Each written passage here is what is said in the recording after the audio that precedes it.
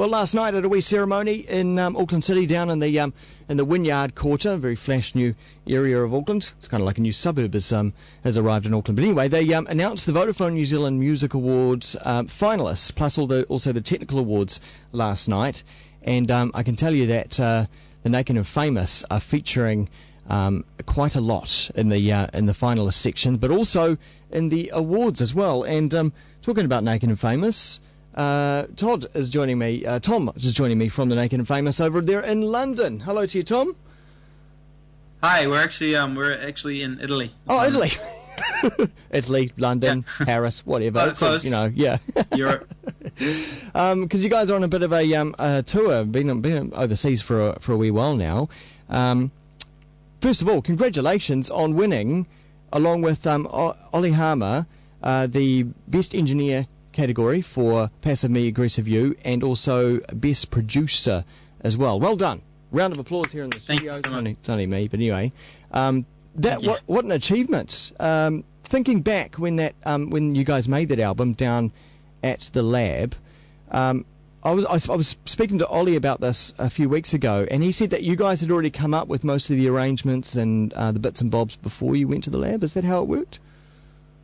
Yeah, definitely. I mean, Ollie's role in helping us produce was really he was like sort of, you know how the old fashioned way of a producer would be, like a guy sitting there coming up with ideas and then having an engineer sort of run around and execute them all. Yeah, that was really Ollie's role in making the album. He brought all of our ideas to life essentially and kind of showed us how we wanted to achieve what we wanted to achieve. And he had lots of his own opinions about, you know, how to use certain mics and how to place things and types of EQing and how to work all the equipment that was in there. So it was really like Ollie was like the limbs that we needed to be able to move, you know? Yeah. So we really wouldn't have been able to execute the engineering and the producing without him because, yeah, we just, you know, he has so much experience and the studio that we recorded at, the lab, you know, like that's like his home. Yeah. You know, he knows that place inside and out, and yeah. And yeah. with some pretty cool equipment, some of it vintage as well. A lot of it's vintage, yeah. I mean, so many of the vocal takes we had to wait for the microphone to warm up. We'd leave it on like overnight, and sometimes if you moved the cable in a certain way, it would go bad. So there's a lot of like fiddly maneuvering during the recording. Yeah, but that's the only way, I guess, that you could get the sound that you got, and it's definitely a unique sound and something that we'd never heard come from New Zealand ever before. Sure. Yeah. Yeah. Well, thank you. Yeah. Well, you know, and well done, really. And so then moving on from that to producing yourself as well. You know, was there a bit of discipline required in that side of things as well, you know, rather than getting in an external sort of opinion? Yeah, and I don't know, we looked at speaking to all kinds of different people about producing, and we had all these conversations about, you know, producers, and at the end of the day it ended up just feeling really unnatural and quite uninspiring to get someone in. And it was so, at the time when we were speaking about it was really just like on a name basis, like if we got someone clever and, you know, people were going to take us seriously, and I don't know, we'd get some sort of deal overseas or something like that. So it just felt really stupid and contrived, and we thought, fuck this, let's do it ourselves. Yeah. So yeah, I don't know, it was a lot of hard work. Like it was an all day, every day kind of process. Yeah. You know, Yeah. from when we started recording to when we finished. And just because I knew, because we had taken it on ourselves to produce it ourselves, and we wanted to produce it in a way that didn't sound like amateur production, and we didn't want it to sound like people would hear it and go, this is the first time they've produced their own record or anything like that. We wanted to, oh, thank you. We wanted it to be immaculate. So, you know, I don't know, it just, yeah, it was a lot of hard work. Yeah. But the building... Training did well on myself and Aaron, you know, like being at each other's heads all the time. Yeah, right. But we figured out how to work. So the band could have finished before it even started if you guys hadn't got on, you know. No. We're not that kind of band, but it was difficult. Yeah. Would you say the building, because in your acceptance speech that you sent over from Fuji Rock in Japan last night for the ceremony, you mentioned Mainz as being where it all started, and that was back in 2006. So did the building blocks for the album start way back then? Yeah, I mean, a couple of the songs were very old demos from when we were making our first 2 EPs that we put out on Round Trip Mars back in 2008. So, I mean, yeah, Mainz has sort of been something that's inevitably, I know it's part of our history. I went there. I dropped out, though. I was only there for a couple of months, and so was Elisa. Aaron finished this course, though. But yeah, and we had lots of help and assistance from Angus McNaughton, and we still work with him today, and he's a tutor there. Angus has mastered quite a lot of stuff for us. And he was like kind of a mix consultant on our first 2 EPs because we mixed them ourselves as well. And I don't know. We've just always sort of been indirectly involved with Mainz. So and it feels cool to be getting an achievement that's sort of supported by something that I dropped out of. But I guess there's nothing like working on the job, really. There's nothing like the actual practical putting together of something that is going to be sold and listened to and purchased. It's a very, very good point. Now, can you tell me about what you guys have been up to over the past few months away from New Zealand? Well, we've been away since, I think, January, since the start of the year. And we've just been touring relentlessly. We had one little block of having 3 weeks off, but again, 3 weeks with festivals every weekend. Didn't really feel like 3 weeks off. So yeah, just been touring, and more touring. We've done some writing and some solid demoing, and we've had a bit of studio time. Done a lot of remixing, or as much as we can. But to be honest, it's just been madness. Yeah, just so used to festivals now. Yeah, but is that exciting? Is it fun at the same time? Yeah, it's brilliant. It's amazing. It's like my day-to-day life is, looking for a shower. Yeah. It's great. I enjoyed every single minute of it, and I still feel.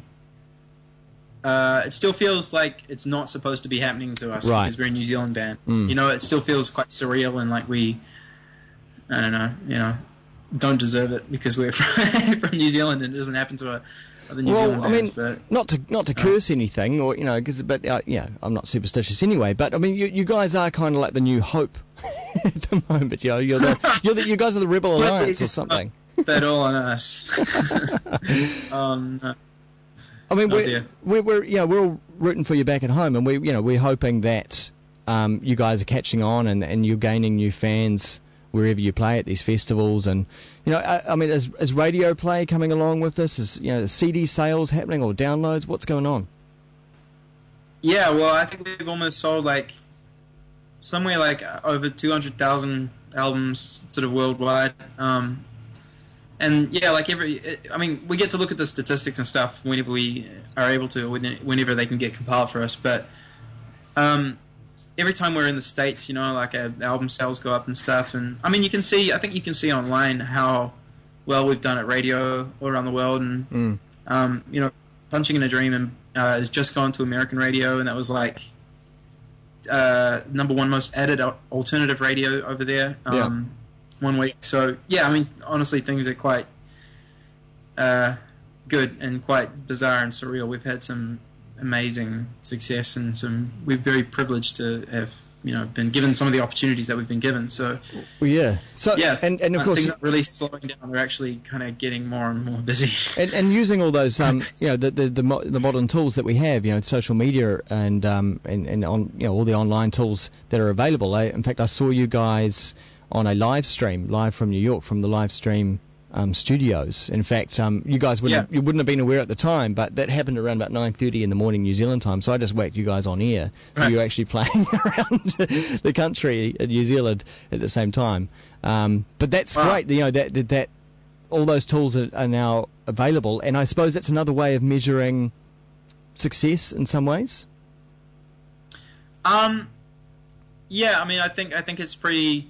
evident when you're like 60-something most searched item on Pirate Bay that you're doing okay, which is what we were. Yeah. So, yeah, I mean, like, it's hard to gauge success now, but I guess if you're well pirated and you sell a bit, you're doing pretty well. Yeah. And if I don't know, like, lots of our American shows and English shows and like German tour that we're doing, there's plenty of sold out dates and big capacity stuff, and it keeps getting bigger. So I'd like to think that it's climbing. No, you were at a festival recently where they had a bit of a weather event, and there was an issue with one of the stages. Tell us about that. It was Pukkelpop, and Pukkelpop Festival, and yeah, a couple of people died. I don't actually know how many people died, but we got off stage, and like 40 minutes later, we were sitting in the backstage area, and then it started to hail. So, everyone was kind of nervously giggling about it. It was just pouring down, and the roof started to cave in. We were all freaking out, going, "Oh, this is hilariously freak weather," but we didn't quite realize how it actually devastated most of the festival. So then about like half an hour later, when it died down, we had to wander outside, and then all these little Chinese whispers started about, someone's been killed and someone's been injured and it's ruined the festival and it's fallen on someone, blah, blah, blah. And it was like, oh, shit. So put on our gumboots and rain jackets and stuff and went out into the festival and kind of just saw all this devastation, and it was pretty miserable, really. Yeah. Unfortunately, yeah, but like we just... you feel pretty small when stuff like that happens, and you're just helpless. Can't do anything about it. It's just freak of nature. Yeah, indeed. Sounds like that would have been absolutely horrible, I suppose, to have been there. But there've been other festivals as well. Was Glastonbury, was that one that you guys attended? Yeah, no one died there though. No one died, but they did have a rain event. Yeah, but Glastonbury rains every year apparently, so nobody doesn't bring Wellingtons. No, that's true. But was that a pinch yourself moment? Heck, I'm playing at Glastonbury. This is pretty surreal, amazing. Yeah, but I mean, it's been like that sort of all year. So like Glastonbury was actually it was one of the most stressful shows I think we've ever done. Prior to going on, there was just stuff was going wrong, and yeah, but I mean, I don't know. There have been moments where we've not known quite what we're doing. Like there's a big festival called Melt in Germany, and I was like, oh yeah, okay, another European festival we don't know about, and then we get this 9:30 slot, and it was huge. It was just massive. Wow. And so sometimes it happens out of surprise, if you know what I mean, and yeah, and then we played our own show at Shepherd's Bush, and then Aaron was like talking to me about it, and he goes, I've got a DVD of Bjork playing here. Yeah. And I was like, you're fucking kidding. And like, we sold that place out, so. Wow. I don't know. That's. I'm just conscious. I've got bench marks all over my body. Yeah, for sure. Well, that's amazing, man. It's so cool to hear, and we're so happy back here in New Zealand that it's working out right now. You're obviously coming back for the awards, though, yeah? We got 4 days.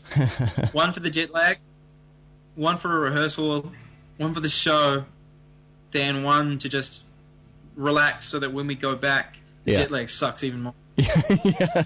And then where to? What about New Year's? Where are you going to be at the end of the year? Australia, and then maybe back to America. Then I don't know. Crazy. It's. I don't know if we'll be coming home for quite a while. Just remember, I know it's hard to sort of sometimes be in the moment and whatnot, but just go. This is the time of your life right now. This is it. Right now. Yeah.